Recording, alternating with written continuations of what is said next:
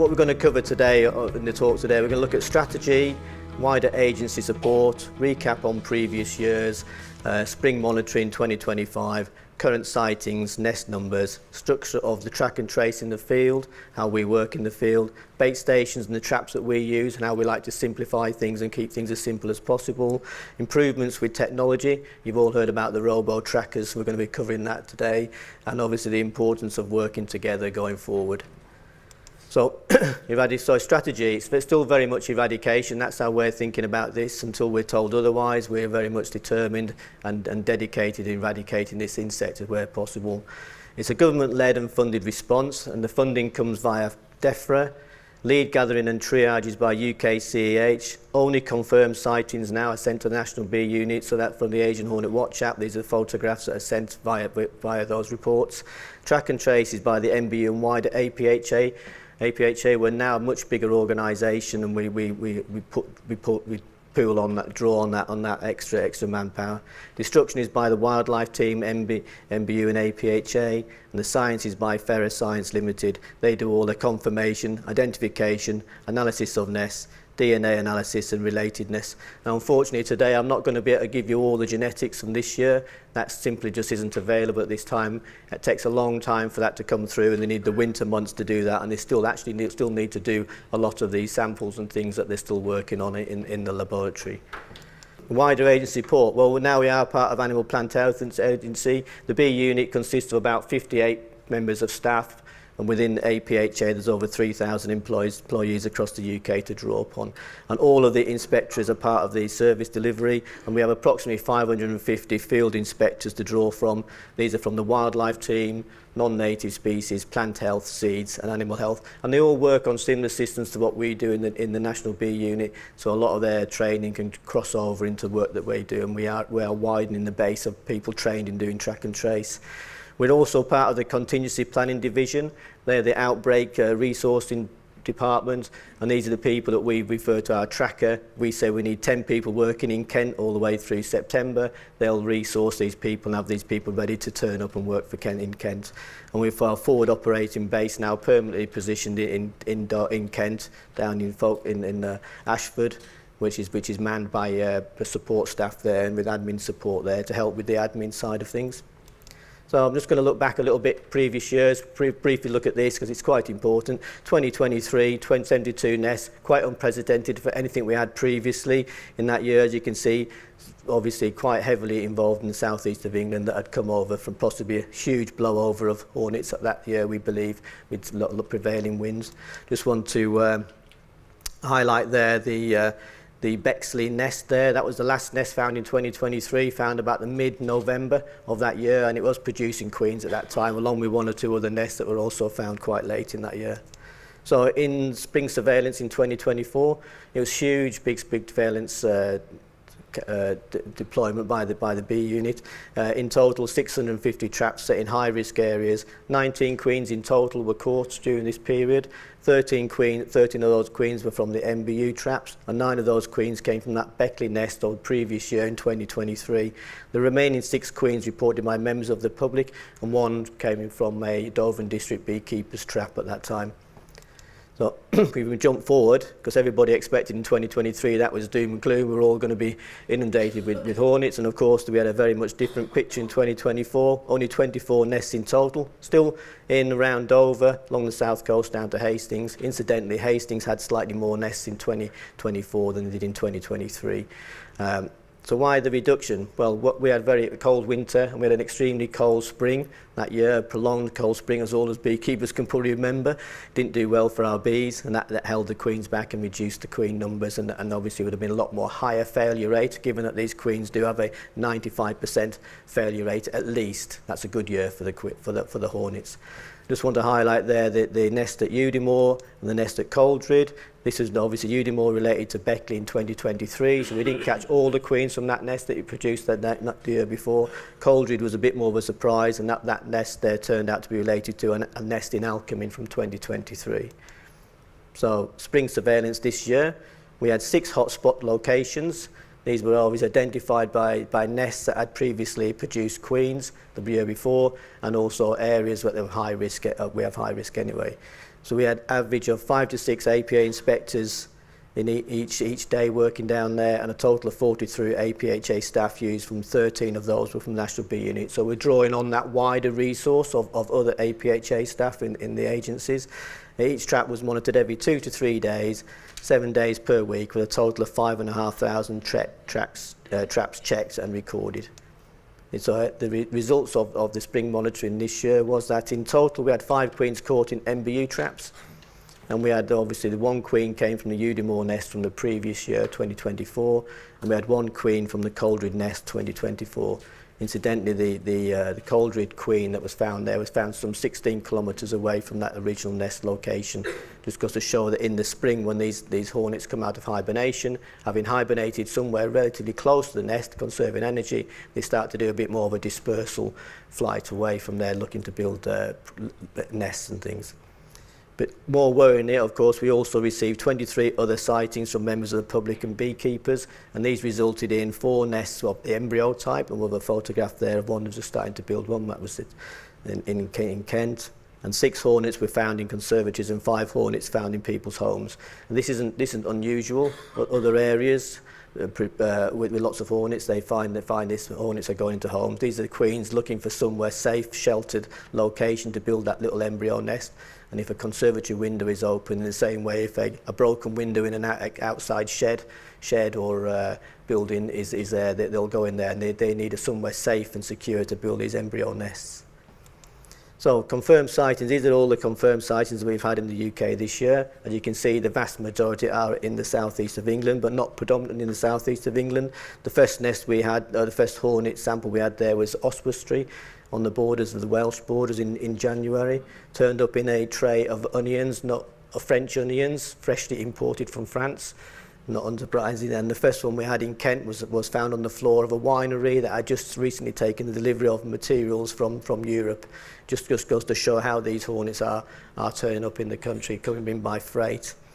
We have a total, obviously, of 527 confirmed sightings and samples that were collected and sent to the lab. All samples are collected. We collect them in these tubes with 70% ethanol. Every sample is given a unique barcode, reference number, sent to the lab for the DNA analysis, and then that reference number is put onto our data sheets and things. So anywhere down in the future, we'll look at these 12 months from now. They know exactly where that sample came from, what the background was it was for, and then it can be used as cross-reference of the DNA from that hornet. It can be used for any other DNA cross-referencing of later on in the year. Looking a bit closer of the southeast of England, where the concentration of all the sightings are, you can see there's obviously quite a number there, and there's clusters of sightings in areas, and this is where we've always had multiple nests being found, and we have layers of sightings coming up. We also have had with the AHAT coordinators and the beekeepers, especially in Kent this year, the organisation that they've developed this year and worked with us with has been enormous, been fantastic. So wherefore we've actually had in some cases more than one report of hornets which relate to a nest from more than one beekeeper at the same time, and sometimes we've had to ask them, can you just slow down with your monitoring right now while we find that nest, and you can start monitoring again after. You can see there we do a colour coding. So when there is a confirmed report now that comes in by the Asian Hornet Watch app, it automatically gets uploaded onto our app here as a red triangle to say that that's been reported. It's then quickly triaged and given an MBU reference number, where then it changes to yellow as field to action, and this informs the people on the ground, working on the ground, that there is a potential sample that needs to be collected. They can click on that sighting on the app, and then that will bring up all contact details of the person who has reported that hornet. Therefore, then they'll make contact and go along there to arrange that if they collect a sample, again it's put in a tube, barcoded, sent to the lab for DNA analysis, and they change that sample as to green to sample collected. If there's no sample to collect, it's changed to that pink colour as no sample to collect.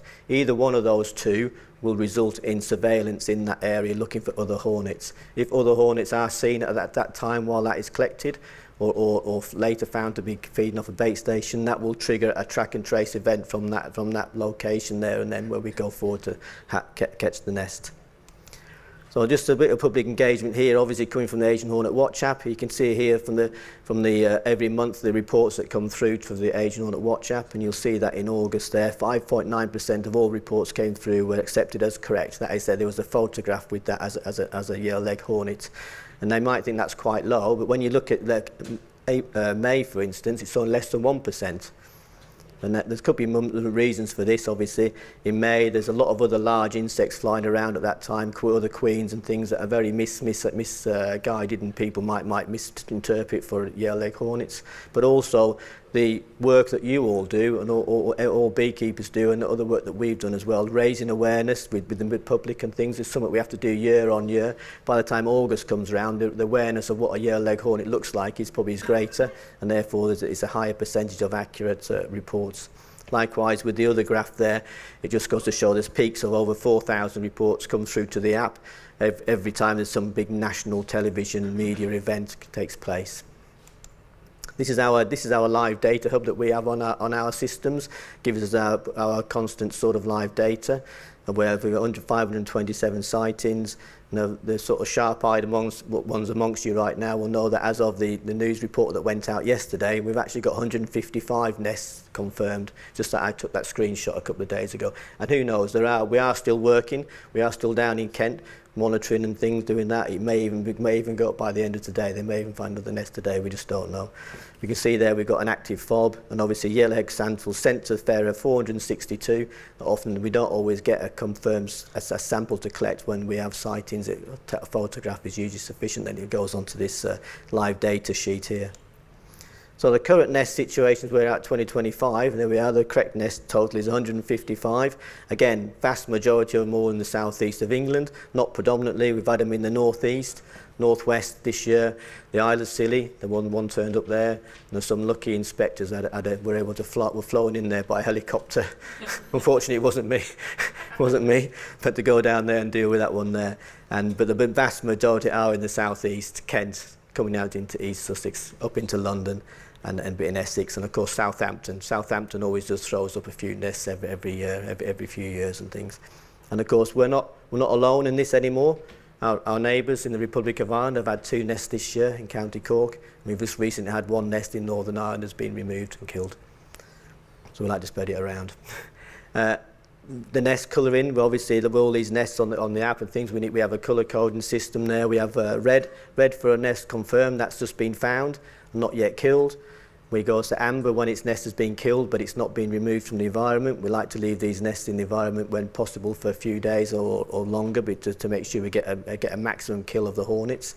When it's been removed it turns green, and we have this pink colour there where nest destroyed, cannot be removed. And this is where we found nests that are inside buildings, in cavities in buildings, etc., that can't be removed. So where have we found nests this year? We found them in the ground. We've had a number of nests in the ground this year, often down below bottom of trees, old rabbit burrows or vermin burrows and things, or in some cases where it looks like there's some rotted timber had rotted away and left a cavity in the ground. Now in a normal year, we probably wouldn't have this, or this would be very difficult for the hornets to survive on ground and what have you. And these are queens producing these little embryo nests and going on to be primary nests, whereas it would be too damp and too cold for them to survive, really. But this year it's been extremely warm, dry year all year round, and it's helped them do that. We've had them in bird boxes. We had about 5 or 6 in bird boxes this year, and it's not uncommon. We've seen them in bird boxes before. Of course, the typical one is in the shed. In outbuildings and things, and garages and what have you. There's a sort of embryo nest then developing into a primary nest. And of course we had the beekeeper in Kent there that went to get some of his supers ready for spring crop and what have you, and found a hornet building a nest inside his stack of supers. We've also found them on buildings, on buildings, on the side of buildings. The homeowner there on that situation there had been walking past that for several weeks, hadn't noticed it, and it's amazing how they can go unnoticed when you're up close. Inside buildings, this happened to be a grade 1 listed building, so we had to be extremely careful on the kill of that one, because that was a very delicate situation. And the atypical low down primary nest in either brambles, in this case this is a hedge with ivy, in shrubs in people's front gardens, and the atypical secondary nest high up in the trees, nearby trees. So what all these nest locations tell us is that, unfortunately for us, they don't have any nest nest-specific habitat that they need to build nests. They can build a nest almost anywhere. That's it. If it was the other way around, and like European hornets that need a cavity to build their nests, then it would restrict their movements and spread. But unfortunately, they can build anywhere. So there's just looking a bit at our track and trace systems in the field. This is the structure that we operate out in the field. And we obviously operational lead of this is Peter Davies. A lot of you might have heard of Peter Davies and seen Peter Davies at the previous talks. He's a great guy, Pete. He's a great manager to do this. He has really good vision. He can see the big picture very well. And to me, I think sometimes he pats his head, rubs his stomach, and juggles at the same time. He can do so many things all at once. I have trouble trying to keep up with him. And of course, we have our FOB admin support, which everything runs through. We have daily debriefing meetings before all the teams go out into the field. Then what's happened the day before, what the work is today, any support they need, and etc. etc. Incident commanders, that's where I fall into this category here. We have several people on this now in rotation, and we manage the teams that go out into the field. And you could say these are the ones that have all the excitement. They're the ones that do all the track and trace. And they're headed by a sector commander who has not necessarily overall control of what happens in the field. It's still a collaborative affair out in the field where all the bee inspectors are able to contribute to the track and trace. And there are sometimes between 3 to 6 inspectors per team, but it's not on average. I would say 4 inspectors. We like people to work in pairs if possible, but it isn't impossible for 2 people to go out into the field and actually do a successful track and trace from that. Alongside that, we have the APHA kill teams, and they work closely with the tree climbers and with the cherry pickers, and they go along afterwards doing this very difficult, quite technical, dangerous job of killing these nests and then removing them from the environment. Now, behind all of this, there's a big lot of cogs and wheels that move behind this to make all this possible. They have a thing called the NDCC meetings that run twice a week, beg your pardon, and these are headed by Kate Wilson, the head of the bee unit, who bring together all parties or all people involved in all the heads or high-ranking people within the various departments, even people representing ministerial level, people who represent the Asian Hornet Watch app, and also our shore health and safety people, and they're making sure that they are feeding down to us all the information or all the necessary equipment that we need to work in the field to make this whole thing possible and successful. So just want to have a quick go over the traps that we use. We like to keep things simple. We have over 1,000 of these traps, so we like to keep it simple. You can see this is a fairly commercially available trap in the field, and this is our spring monitoring trap. This is this is slightly modified with some 6mm holes around the rim, so that any smaller native insects can escape. Some of the little wasp species that we have in the UK. There's a sponge in the bottom to stop any hornets from drowning, to help with the bycatch. And then we barcode these, so we record what we find in these traps. And again, if we have any yellow-legged hornets that turn up in these traps, that is recorded, found at this location. That hornet again is put into its own tube with its own barcode, sent to the lab for DNA analysis.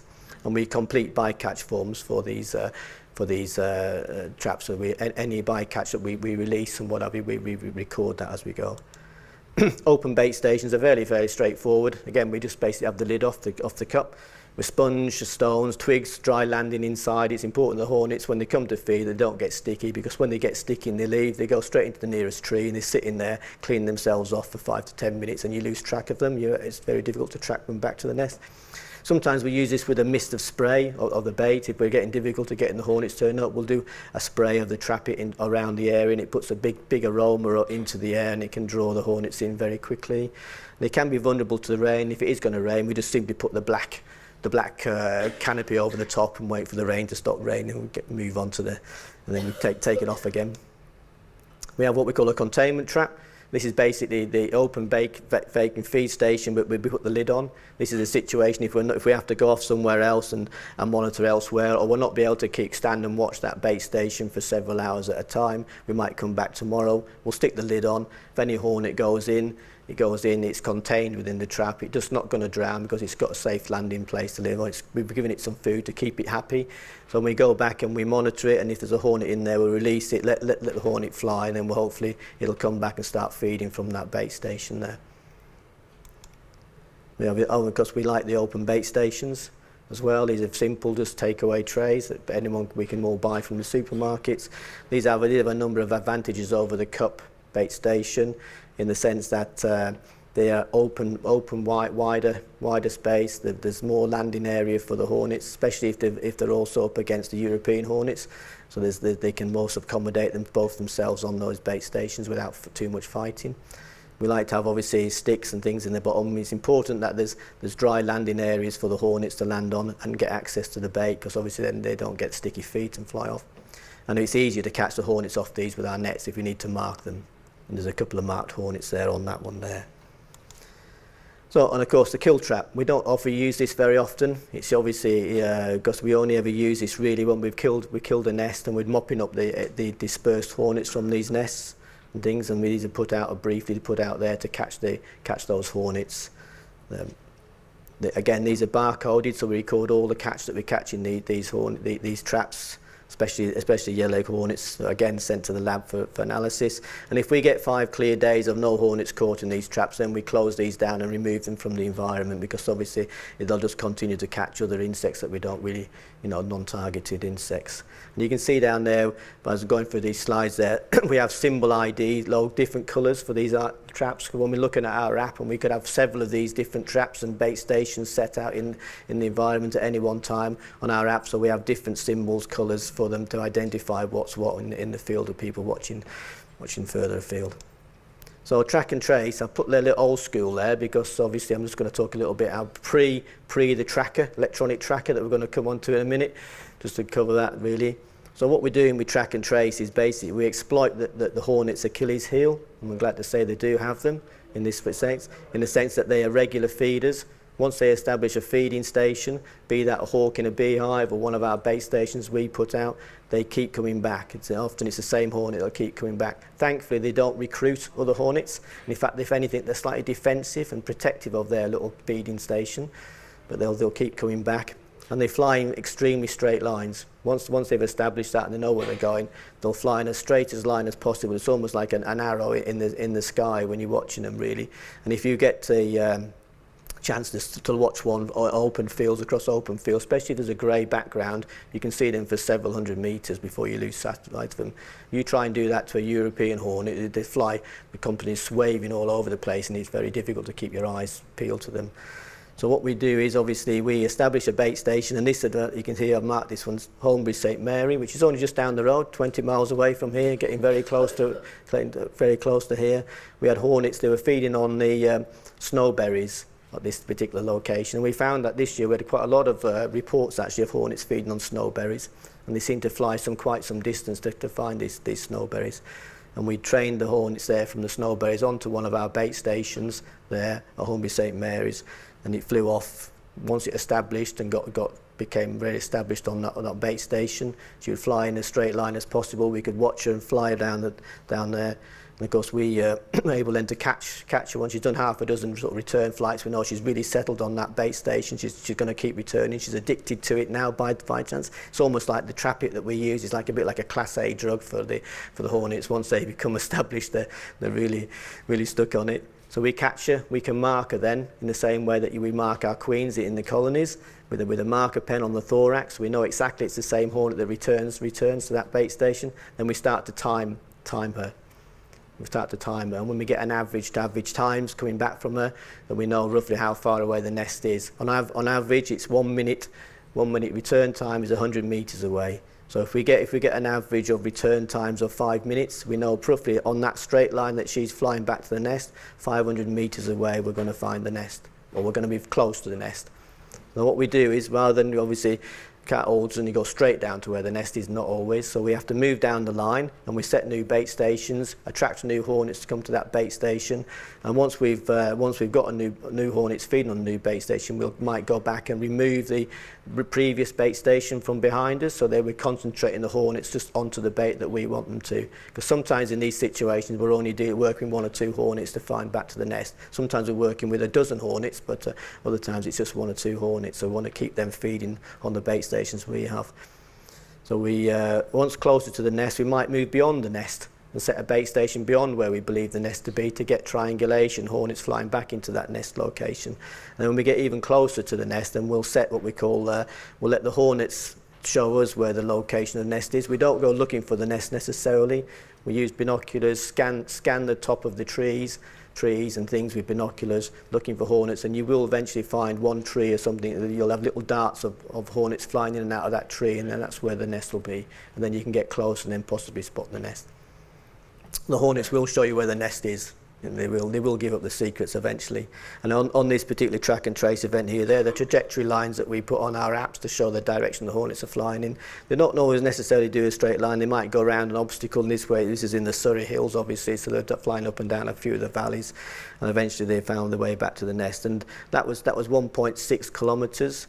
There was me and Helen Hadley. We actually tracked this one back over a weekend, so there was just two of us that did that back to 1.6 kilometres back into the garden. That was found the following day in that garden the following day. So it's amazing what we can do at times with just small resources.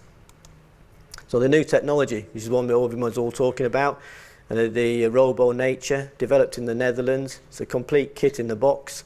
It has been a bit of a game changer for us out in the field, and changed the way we do track and trace now. It shaved days off track and trace now for us and what have you, and has really speeded things up.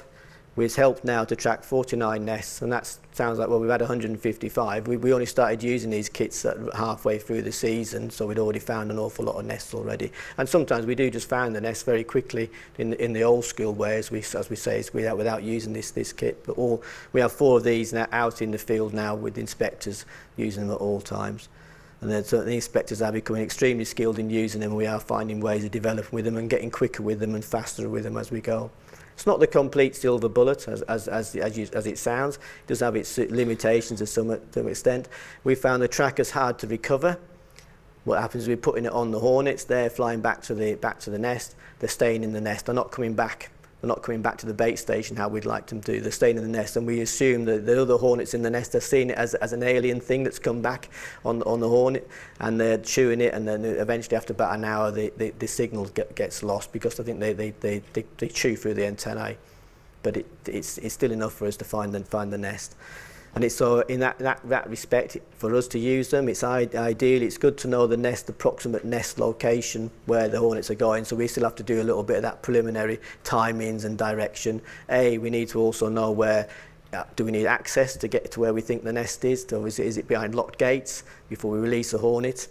And the signal may be obscured by buildings, so we need to know we have the people with the receivers to receive the signal to be in the right position to actually get round the buildings to pick up the signal again. And you can see the little tag there, it's about 160 milligrams in weight.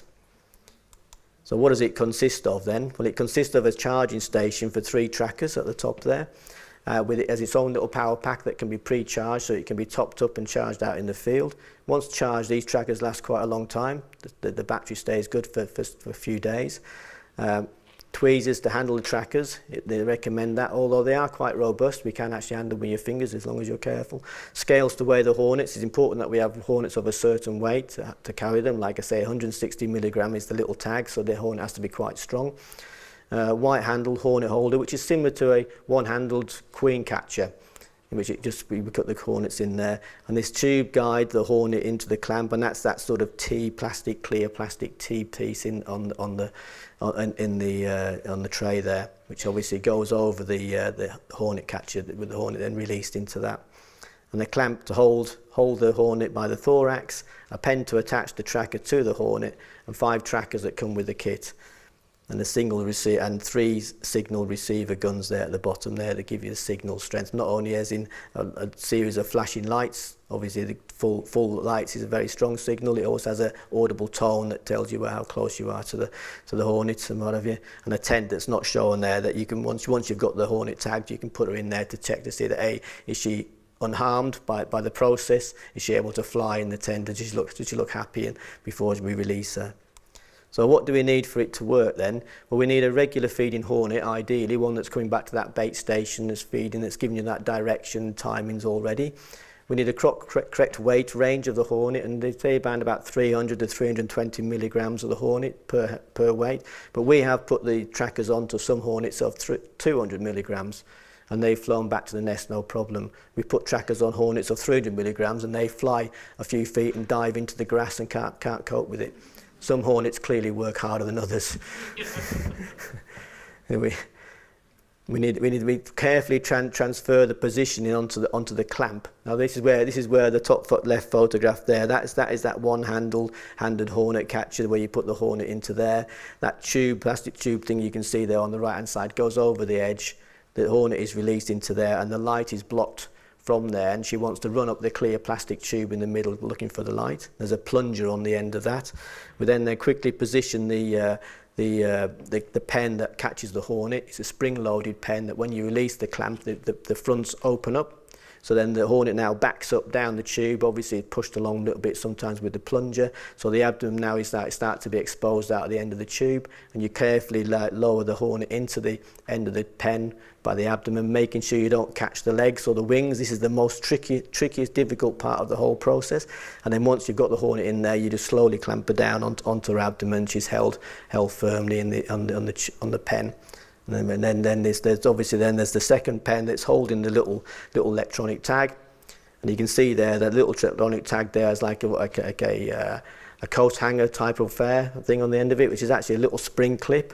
And when you clip that over the petitole of the hornet, which is that little join between the abdomen and the thorax, it actually clicks. You can almost hear it click. It springs over. You think you're going to do some real damage. You're going to cut the hornet in half, but they're really quite surprisingly tough. And that clips on there. And then once that's on there, you can release it into the net, the tent to test to see that everything's okay. She's flying. You can even feed her a little bit of trap-it just to give her a little boost to get back to the nest, and we can then release her from that situation to fly back to the nest. But she may just fly up into a tree and sit in there for half an hour or so, but sulking, trying to remove this thing from her before she moves on again. We just have to be patient, and eventually she'll start to move, and we'll track her back to the nest, and obviously use the trackers obviously with the signal strength. And ideally, because we know roughly where the nest might be, we might have two people standing waiting near where the nest location is, waiting for the signal to start to appear and get stronger, while one person follows behind, following her down the line. And like I say, the theory is then she will then go to the nest, unload her bounty of bait for the workers in the nest, fly back to the bait station. Having given the nest away, the theory is that she flies back to the bait, we recover the tracker, use it on another one, but in reality what we're finding is she stays in the nest. So other new technology that we're using out in the field right now is a Vesp-Ai. It's not exactly desperately new, it's the second year we've used this now. Developed at Exeter University with Peter Kennedy's team. It's MBU, I've used these now with 2 seasons, as I said. Used to good effect this year. Once set up, they can be left for several days. It's AI technology. It recognises the difference between European and Yellow Legged Hornet, and will photograph only the Yellow Legged Hornet and put it onto a little electronic device that's in there. We can go along there every few days and download the data. It'll tell us whether any hornets have turned up and been feeding on that bait station. And as detected hornets, we have used it to detect hornets this year in remote areas, and we've used it also as a holding station because it has half a litre of trap-it inside it. It's a really good bait, as a wick bait sort of thing, and we can hold hornets feeding there for a few days before we actually turn up to do track and trace. And by the time when we do turn up there, these hornets are so well tuned into that bait station, they give us a perfect directional flight and timing straight away, and it speeds up our track and trace.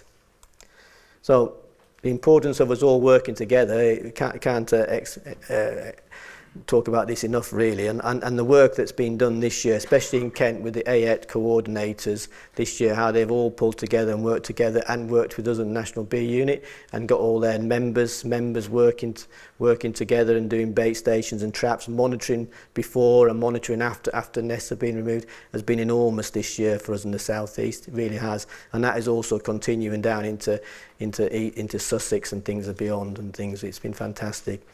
We need you obviously as well, obviously, to carry on coordination, monitoring with the National Bee Unit, keep working together on that front, and for new areas that may well be a threat. We've had another couple of hornets we found in London this year, Essex and things, and various places.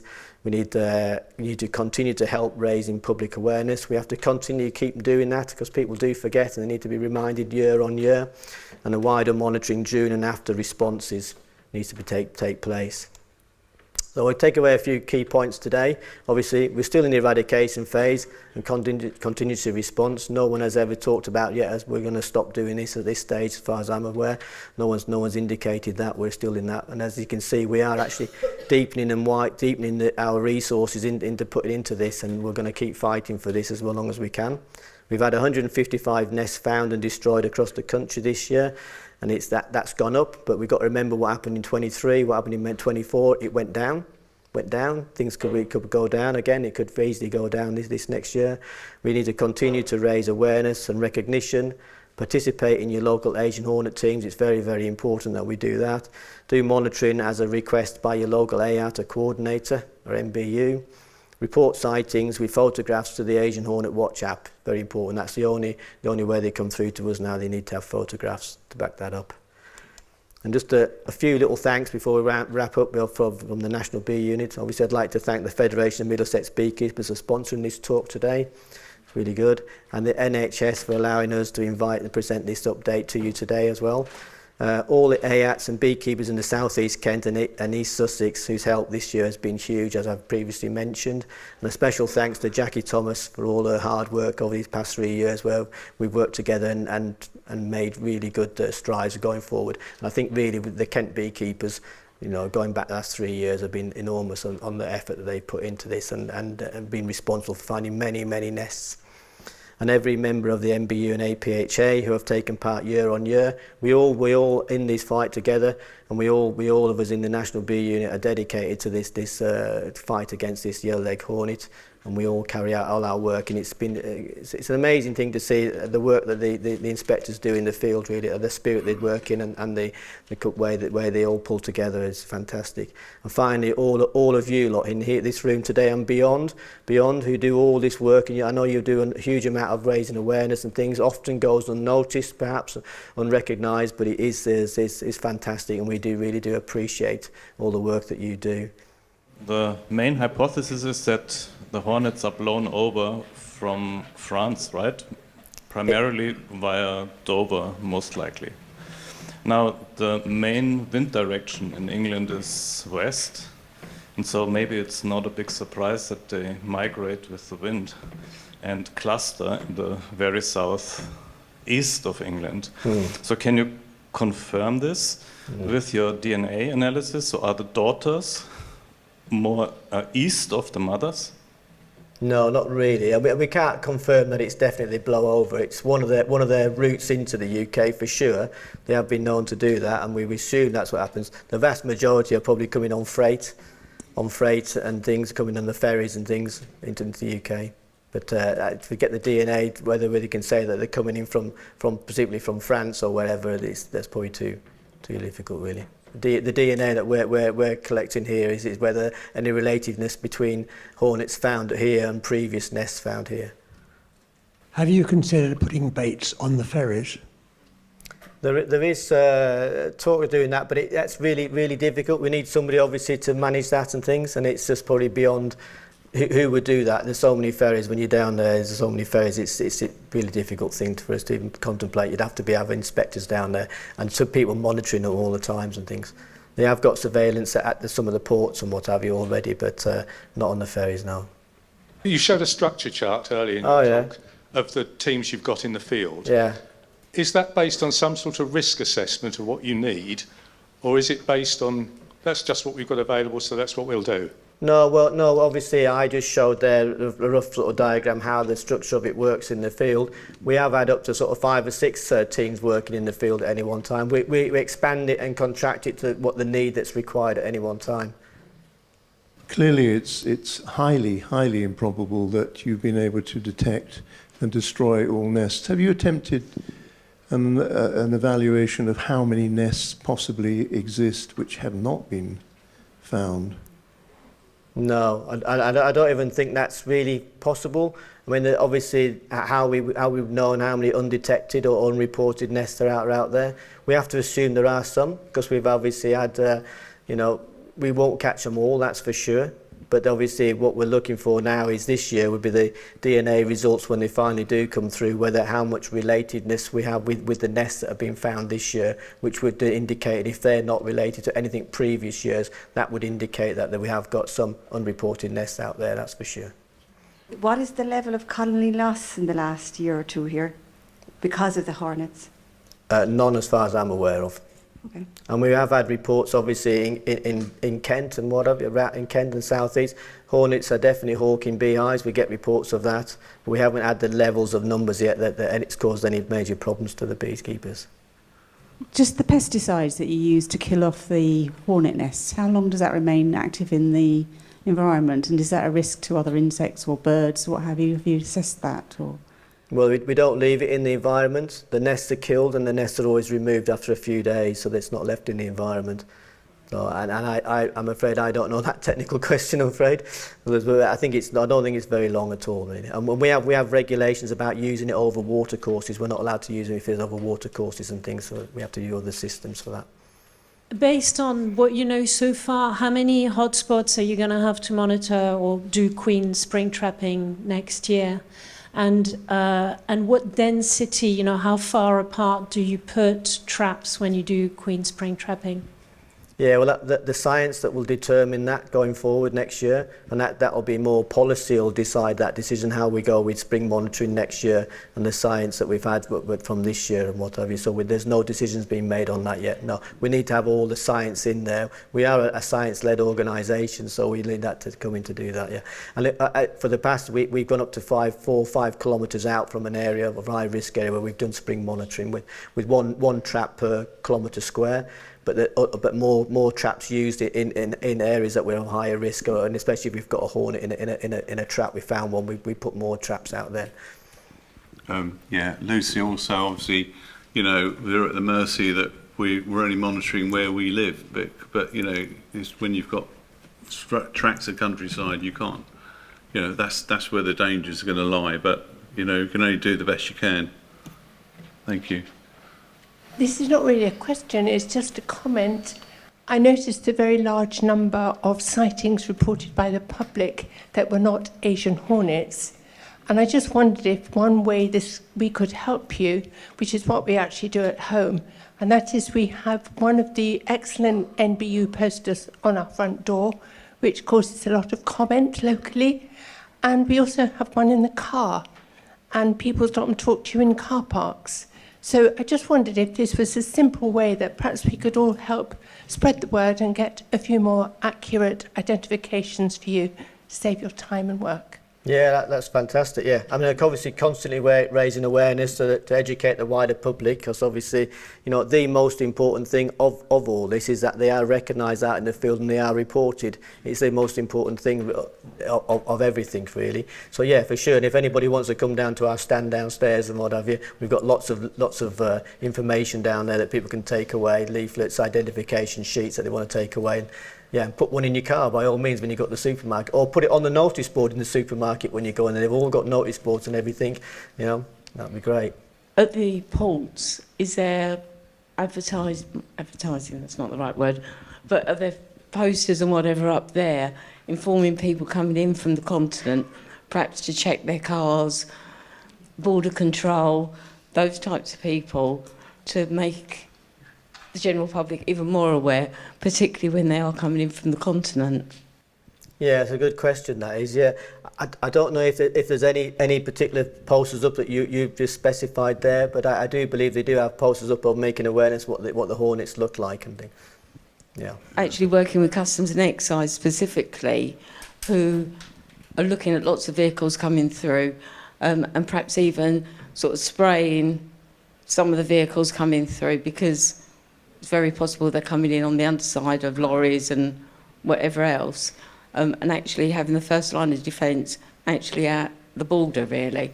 Yeah, it wouldn't be so much of being able to spray the vehicles, but say if they are coming in, they're coming in on freight, and it's usually the hibernating queens that are coming in with the freight, and that's it within the lorries itself and things. Yeah, but it is a good point that it may be something we could look at a little bit further. Obviously, the Asian hornet activity is now becoming more, let's call it business as usual for the NBU. In the first year, we had the original spikes. Obviously, I was, in fact, at the time running enhanced sentinel apiary. You didn't manage to do the checks at that time because everyone was so busy doing the Asian hornet stuff. How now, as we're moving to a business as usual situation, is what I'm going to call the other business of the MBU, which is, you know, the advanced sentinel apiary checking, the EFB and all that. How's that starting to work out? Because you still only got the same number of seasonal bee inspectors, and obviously you're using a lot of the seasonal bee inspectors down in Kent. I know my own one's been dragged down there many times, which means they're getting significantly less time to do what I would call the previous activities. And no one can claim they weren't busy doing the previous activities. And given that time doesn't expand exponentially, how is the MBU now managing it so that the everyday EFB and all that checking is being done, whilst at the same time managing to up-resource to do the Asian hornet activity without there's effectively the same number of inspectors and teams? Yeah, as I mentioned, yeah, business as usual, as we refer to it, is still a priority to us. Any call out by beekeepers is a priority. Exotic pest surveys, etc., is a priority work for us to do. And we are impacted obviously with the Yellow Legged Hornet work, but as I mentioned, we now have a pool of over 550 other inspectors within APHA that we are using, and we have used extensively this year, and we have trained an awful lot of them up now to do track and trace events. So the demands on the National Bee Unit as a whole is reducing as it's getting a bigger organisation and thing, and for me, I know for my own data in the southeast of England, my inspections year on year, especially from 2023, where we're impacted greatly in 2023, the inspections are going up year on year as we are finding more wider agency support coming in and helping us do this track and trace. Yeah. We already know that guides are being produced in Jersey, and we're almost at the stage where they're going to go and hibernate somewhere nice and warm to overwinter. At what stage are we going to start monitoring areas that you do actually find nests going forward as basically hot zones for early next year for spring trapping of queens? Well, we're still working in Kent now. We've still got teams in Kent now sort of monitoring and looking for nests and things right now.